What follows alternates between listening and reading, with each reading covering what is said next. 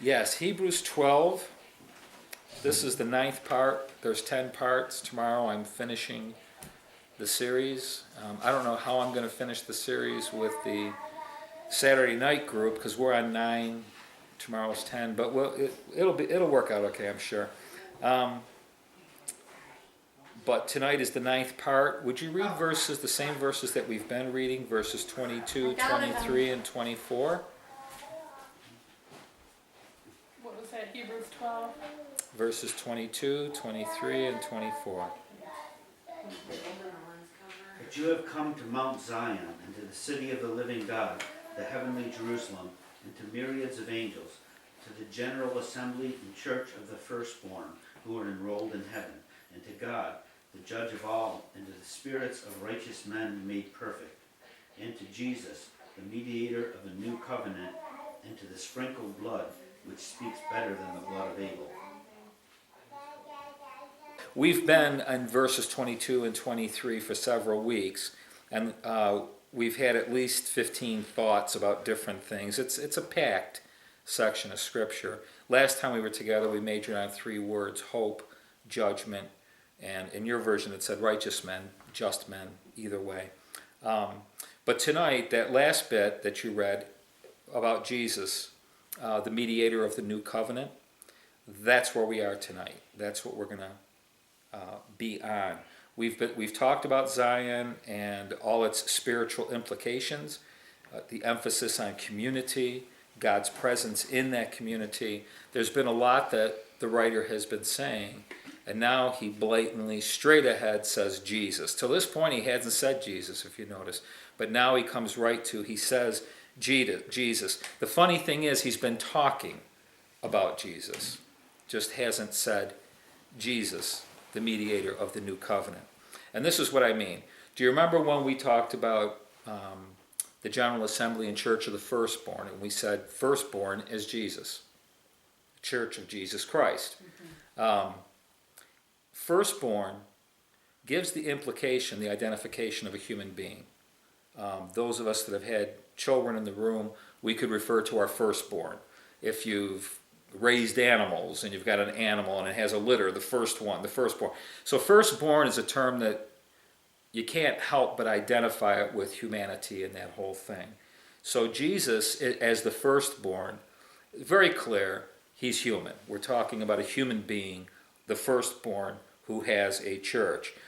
Remember when Moses leads the children of Israel out of Egypt? And God tells him, go tell Pharaoh that Israel is my firstborn. I'm leading my firstborn out. And we talked a little bit about this when we talked about the firstborn. The idea is that Jesus is the firstborn, the Son of Man. He's human. But then last week when we talked about God the judge, we made it very clear. I didn't bring the scriptures out. I've got them tonight, and I'd like to read them. Or have you guys read them, a whole bunch of scriptures from John, making it very clear. Jesus identifies himself as the judge. So when the writer here says God the judge, he's talking about Jesus. There's no question about it. Let's read the scriptures so you're not listening to me, you're listening to the Word of God, okay? In John's Gospel, Lorraine, would you go to the 5th chapter? And Gary, you want to go to the 8th chapter? And who else has you got a Bible over there, Mary? 9th chapter. Okay, Russ, would you go to the 12th chapter? Now I don't know how many verses are here. There's a lot more. I just want to read enough so that there's no doubt in any of our minds or hearts. The Word of God says Jesus is the judge. And this becomes really important for what I want to say following it. In John chapter 5, would you read verse 22? Moreover, the Father judges no one, but has entrusted all judgment to the Son. He's given all judgment to the Son. Verses 26 and 27, same chapter. For as the Father has life in himself, so he has granted the Son also to have life in himself. And he has given him authority to judge, because he is the Son of Man. and verse 30 from that same chapter, and that'll be it. Then we're going to go to John chapter 8, verses 15 and 16. By myself I can do nothing. I judge only as I hear, and my judgment is just. For I seek not to please myself, but him who sent me. John chapter 8, verses 15 and 16. You people judge by outward appearances. I do not judge anyone. But if I judge, my evaluation is accurate, because I am not alone when I judge, but I and the Father who sent me do so together. Chapter 9, verse 39.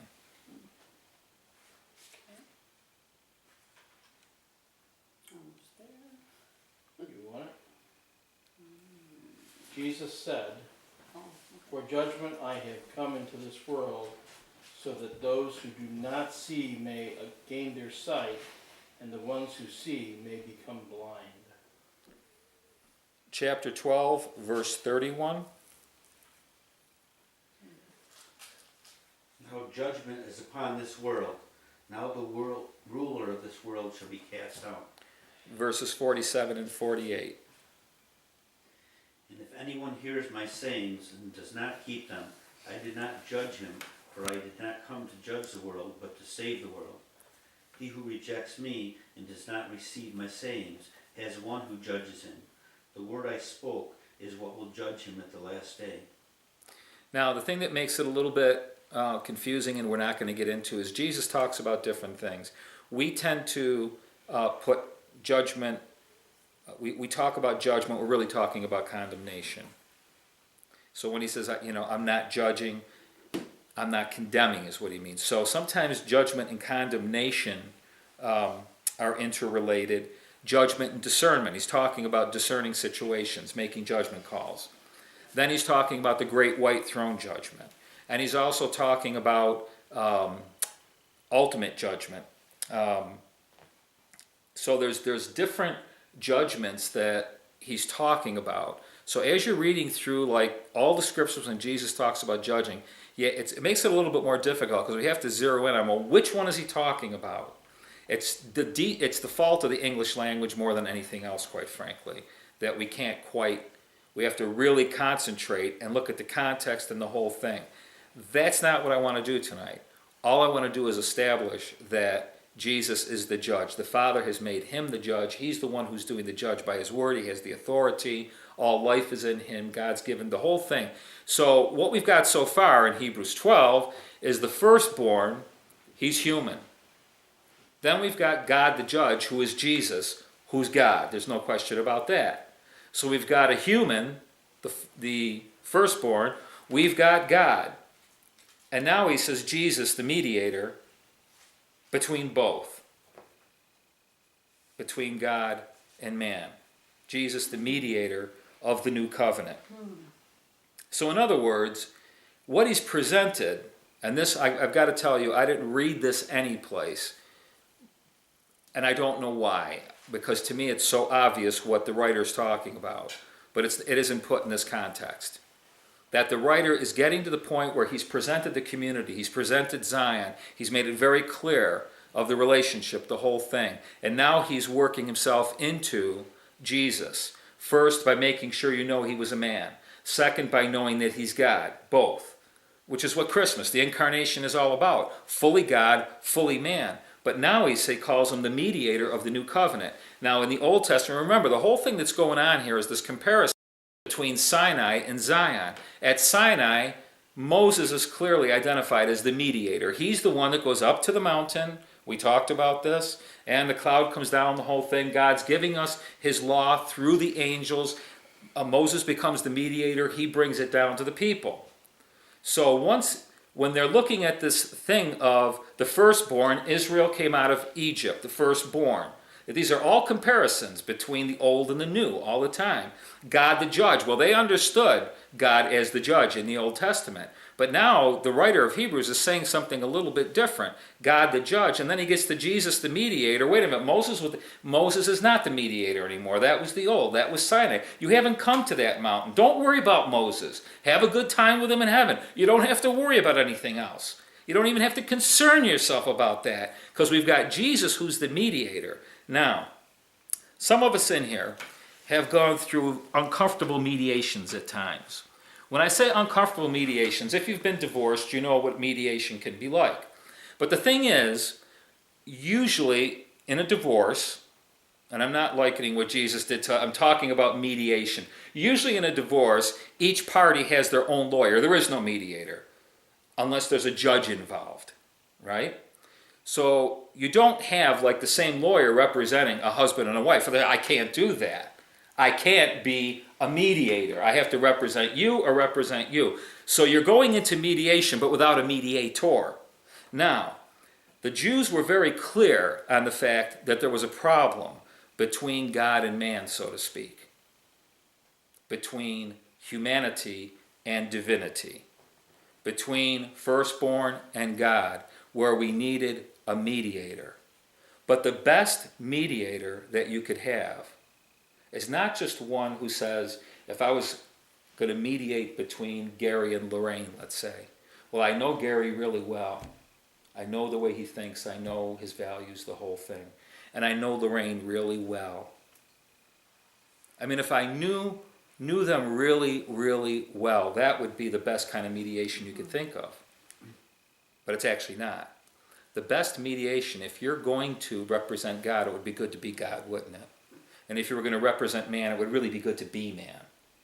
Not to just say, I've read about him, I walk the streets, I know what, is to actually be God and man simultaneously, all wrapped up in one, bringing the two together in himself. He's the mediator. He's the perfect mediator. Because it's not even just a matter of saying, I know how God thinks. It's saying, I know how I think, and I'm God. And as man, he doesn't just say, yeah, I've seen your pain and I've seen your suffering. Must be awful. No. He says, I've suffered. I know pain. I'm human. And I know this break that's been between God and man. Jesus is the mediator. He is the one in and of himself. He's between the two and he's both simultaneously. That's really what the incarnation is about. Now, we're not going to read all the scriptures that I've got in front of me here because it would just take too long. The whole idea of a mediator, the Greek word for mediator, is a go-between, a middleman. But there's a purpose to it. It's to reconcile. So Jesus being the mediator in and of himself is reconciling man and God together. The dictionary actually says about a mediator, he's one who interposes, who mediates between parties who are at variance with each other to reconcile them. So we see Jesus looking at us both as our brother, as a man, and as God. And him going back to God as a man, facing God as a man. If you see that kind of, it's a spiritual picture. It's a mediator who's going to establish, he's the perfect mediator, who's going to establish peace in himself, as God, as man. It's beautiful. Isn't it a beautiful picture? You can see how we could never mediate this thing. Man could never do it. Only God could do what mediation took place. The funny thing about the mediation is that usually the two parties that are at variance with each other is because each one of them is guilty of something. That's usually why they need the mediation. But God's guilty of nothing. God hasn't done anything. He did nothing wrong. He created us, and we were the ones that broke the covenant. We're the ones that broke off the relationship.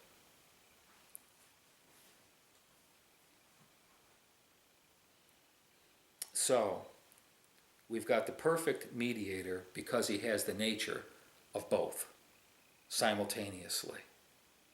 It's such a beautiful thing. And he possesses the attributes of both. A mediator, and this is not just in the Old Testament context, this is in general, a mediator has to be able to offer a guarantee of satisfaction to both parties. In other words, an agreement, a new agreement, the mediator of a new covenant.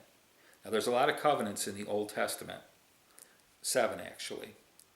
The new covenant is the 8th covenant in the Bible. It's the one that comes in the New Testament. It's the last one that we got. It's the latest one. That's what the word new covenant means. It's the latest one. It hasn't replaced the old. It's a new one. It's the latest one. It's what's on offer now. That becomes important for us to understand, because that gives all of us the opportunity, not just the Jews, the Hebrews, but it gives everybody the opportunity to say, well, I'm really not interested in the latest covenant, the new one. I kind of like the old one. The thing about the old covenant at Mount Sinai was it was a conditional covenant. All the covenants of the Old Testament are unconditional. God said, I'll do this, I'll do that, I'll do this, I'll do that, I'll do this, I'll do that. It's all based on himself. They're his promises. He made the covenant. But what if inconsequential, doesn't matter. All that matters is that I said I'm going to do it. But at Mount Sinai, that covenant is conditional.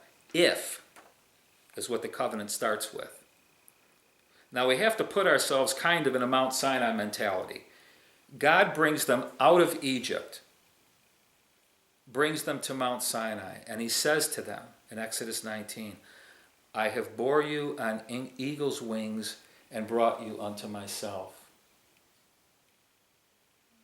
Now, you got to stand there saying, yeah, you've done it all. All I did 400 years ago, our ancestors, was had a famine in the land, didn't trust you to feed us, and went down to Egypt for food. Nobody's moaning. God's not moaning about that. In fact, God takes credit for it and say, okay, that's fine. Actually, what I did was, I knew your state. I sent down Joseph before you to make a way for you, so you'd be fed in Egypt. Otherwise, you'd starve down there. It's really hard for me. I got to be honest with you. It's really hard for me at times for me to relate to the way me used to be, thinking of an Old Testament God who's so this. And now that I know God and I read the Old Testament, I'm amazed at myself that I could have seen that image. And number 2, I'm amazed that other people still see it. When you look at how God is taking care of humanity, when we're the ones who are constantly messing up and he's the one who's constantly bailing us out, we get to Mount Sinai and God says to them, I've brought you to myself.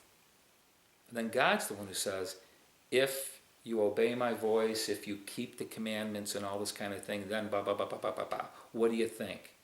Perfect time for anybody, anybody, the 2 million people, somebody to say, no, I don't think I like that arrangement. Because I know me, I can't obey. I'm not going to keep your command. Are you kidding me? I'm going to blow this thing next week. And they do. Think about it. Moses goes up on the mountain. He's up there 40 days. He comes down and they're partying, taking off their clothes and everything else.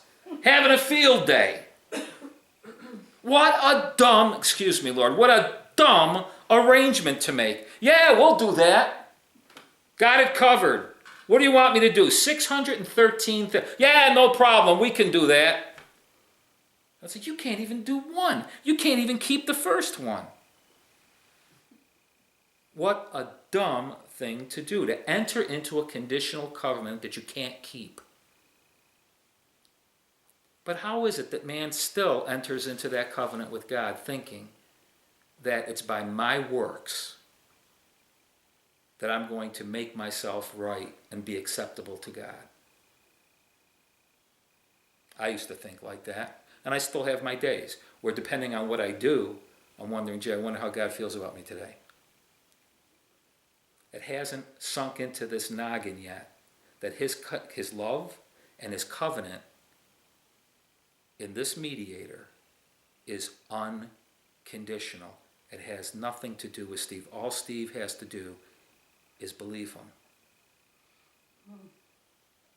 That's all I have to do, is believe him.